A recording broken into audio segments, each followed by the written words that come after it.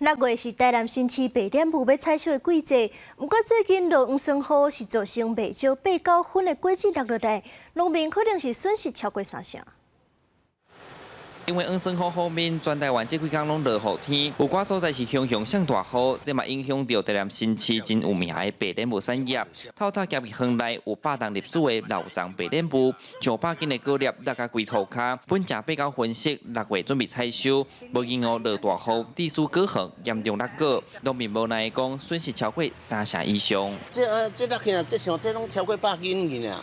这我看若要讲。 伊落的啦，吼，我看拢差不多伫迄个4成左右啊。伊落了，啊，剩的伊当是大起来啊，啊无这尔济，伊掉这尔济起来嘛是品质嘛是无好啊。农民表示，无论是新庄也是老庄，拢有落果灾情，尤其是白莲雾上惊拄到连续落大雨，讲安尼先会造成果树吸水过量，地头就会裂开，才会互果粒开始落。目前整体损失也搁爱进一步统计。大汉就开出来，伊就搁落啊。 伊会搁落，因为伊个粒无上惊落雨，炎热开落安尼，伊迄水分甘伤济，也是安那，伊自然就总会落去啊。